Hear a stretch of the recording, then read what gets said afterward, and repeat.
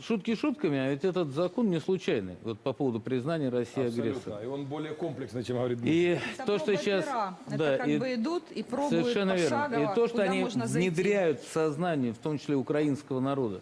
Россия агрессор, русский язык страшное зло, россияне зло, русский враг. Генетический враг де-факто. Нет, про русских такого нет. Про русских Не волнуйтесь, не волнуйтесь, это будет у вас следующее. Дмитрий, Сейчас, после того, как Порошенко, секунду, иллюстрация. Выходит Порошенко и говорит, сказал, у да. меня есть новое подозрение, что все вы здесь в косоворотках и кокошники у вас из головы Выходит торчат. и говорит, сказал фразу эту в открытом обращении к народу. Это он сказал о некоторых людях, которые, как он считает, Это он сказал, работают как против Кучинов национальных интересов. Но вы понимаете, о да? 50% А там таких вашей полно, кстати. Верховной Нет, Рады. Там таких полно, нет, к ну вы сожалению. понимаете, что К это сожалению. такое. Если То есть вы- у вас- сейчас, обвинение, Нет, кстати. если бы Очень он серьезное сказал, обвинение. если бы он сказал такое, например, и сказал бы, да я чувствую, что тут половина пейсы спрятали. Да, Весь ну, мир бы скандал. его обвинил в антисемитизме и в подлости, сказав, что это намек на евреев. Но по отношению к русским можно такие заявления. подождите, я нет, думаю, нет, спокойнее, Владимир, спокойнее. есть разница. Вот следите за В политическим украинском языком. простым, разным, Но важный вопрос... отношение до сих пор нормально. Да, и Как когда это простым нормально. гражданам И простые вы граждане указываете, ездят в что Украину враг без никаких русский, проблем.